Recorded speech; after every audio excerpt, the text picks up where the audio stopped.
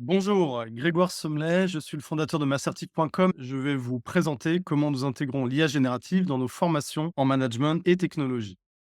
Vous voyez afficher à l'écran notre plateforme de formation LMS, Learning Management System de Macertic, qui est réalisée en interne. Elle permet entre autres de suivre les cours multimédia magistraux qui sont enregistrés avec des QCM de validation, de planifier et suivre des classes live obligatoires et optionnelles qui sont organisées en petits groupes toutes les semaines avec les formateurs et les apprenants.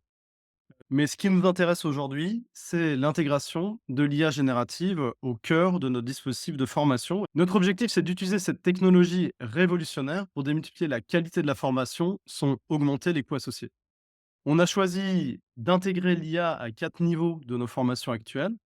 À niveau 1, assez classique, c'est le niveau chat en support de la formation, que vous posez vos questions, on regardera dans quelques instants, et puis vous obtenez des réponses en support de la formation suivie.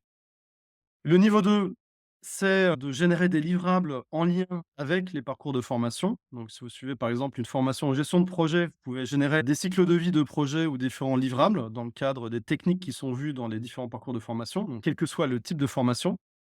Autre niveau d'intégration, c'est des simulations de management, de jouer le rôle par exemple de Scrum Master dans une rétrospective ou de coach de management d'équipe. Et là, l'intelligence artificielle génère des scénarios et met l'apprenant en situation d'être, chef de projet ou par exemple product owner ou scrum master, un type de formation. Et le dernier niveau, c'est un niveau inversé de consolidation des connaissances où c'est l'IA qui challenge l'apprenant sur ses connaissances pour permettre de retenir les éléments qui sont vus progressivement au sein du parcours de formation.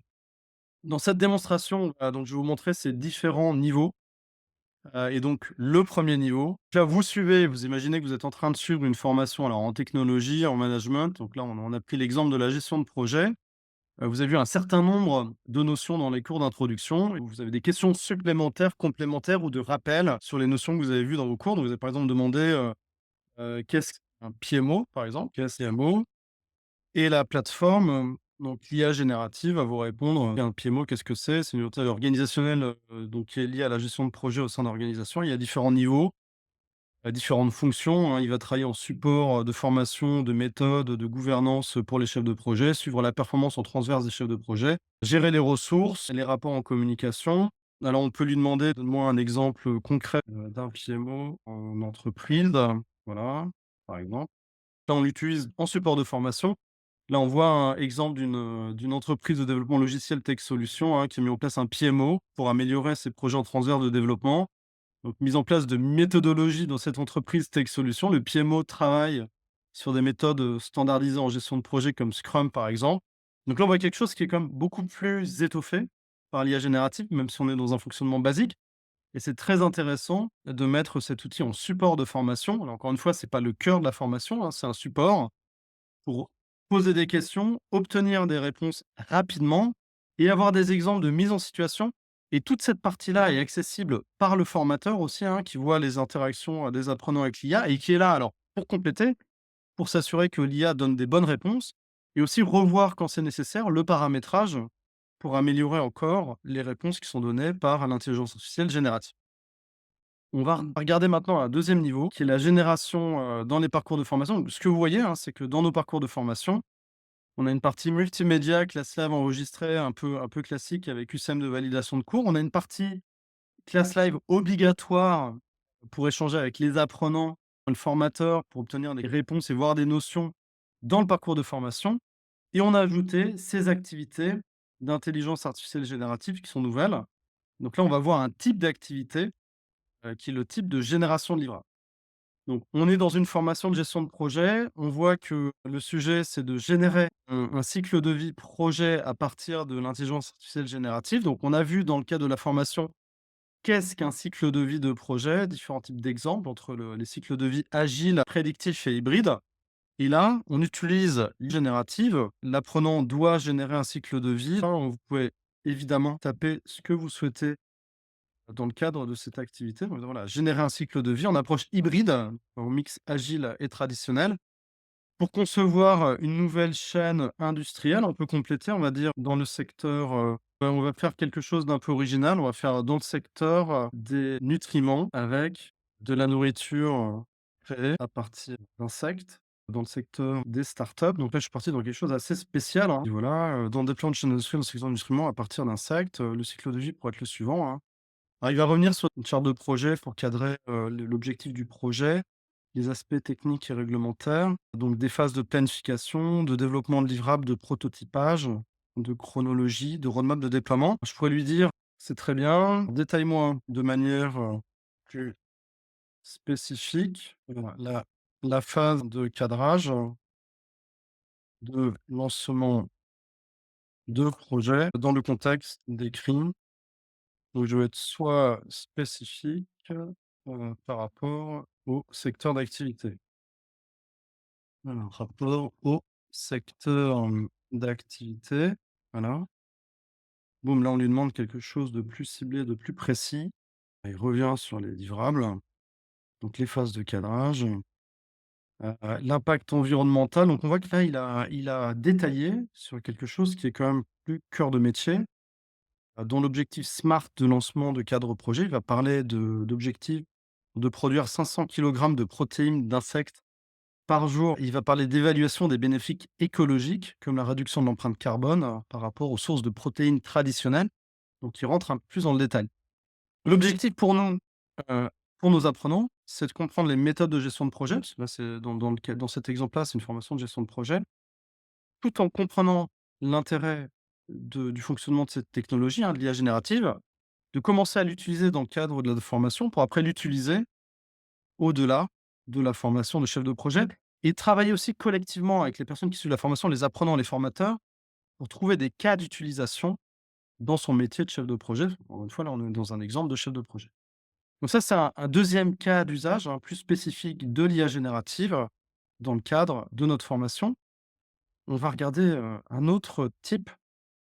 Donc l'objectif, c'est de vous mettre dans la peau d'un Scrum Master et de simuler votre rôle dans une société en contexte réel où vous jouez le rôle de Scrum Master. Vous allez rencontrer différents intervenants, le PDG de l'entreprise, le product owner, les développeurs, des parties prenantes.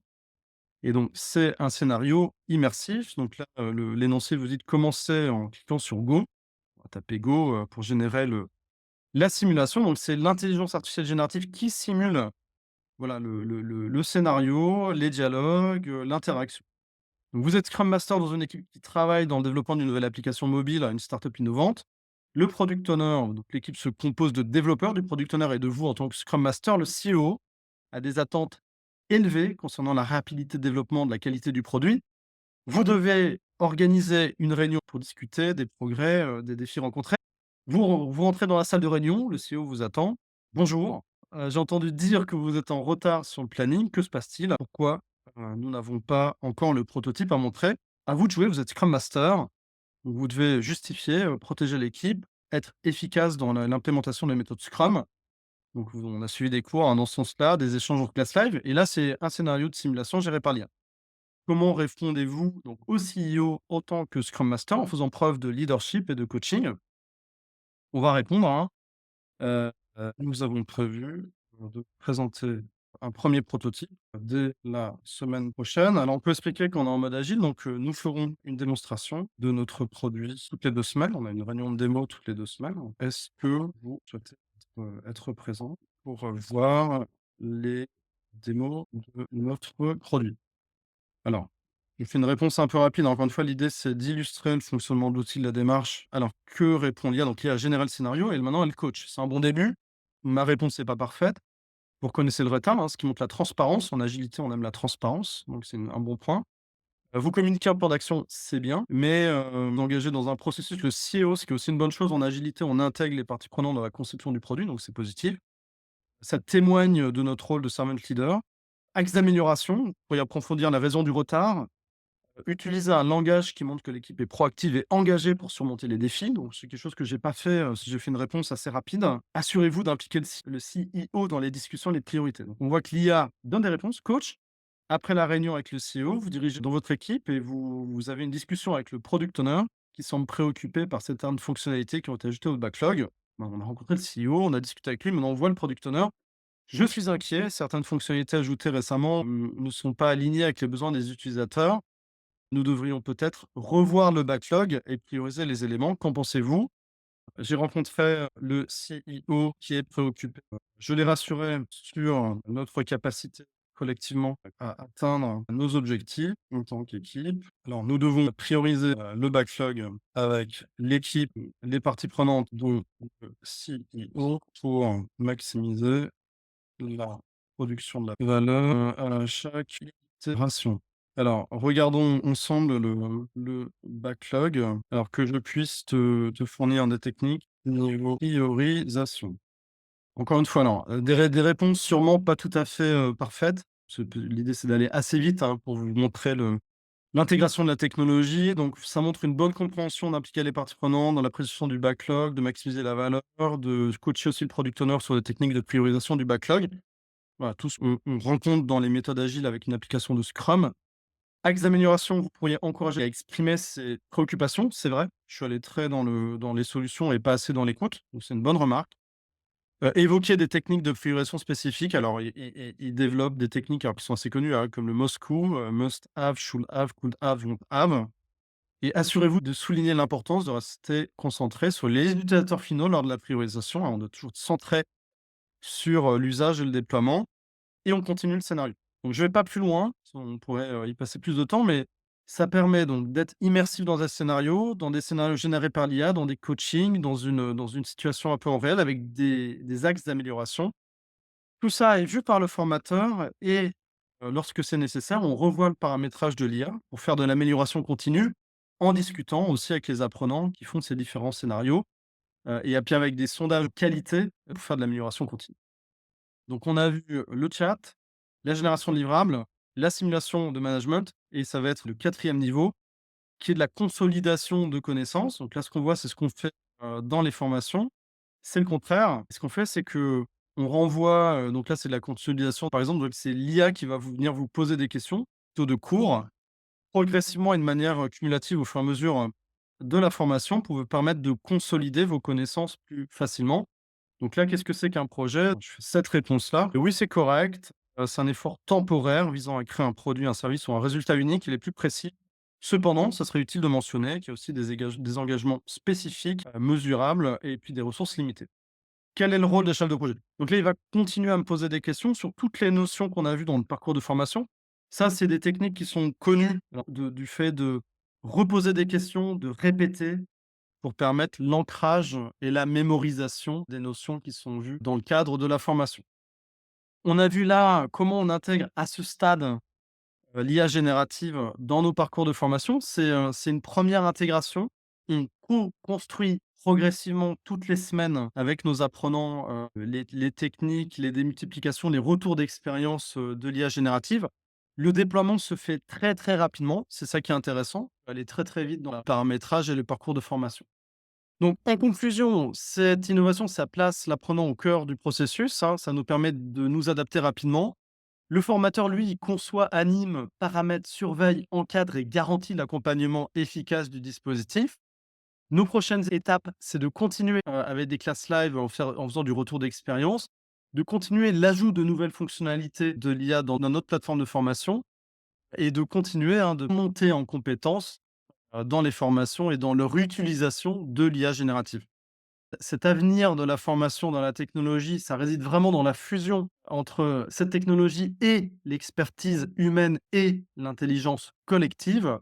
C'est un outil puissant, mais nos interactions et notre façon de l'utiliser qui lui donne tout son sens. J'espère vous dire à très vite. Vous pourrez nous rejoindre prochainement dans cette révolution. Merci beaucoup et à très bientôt.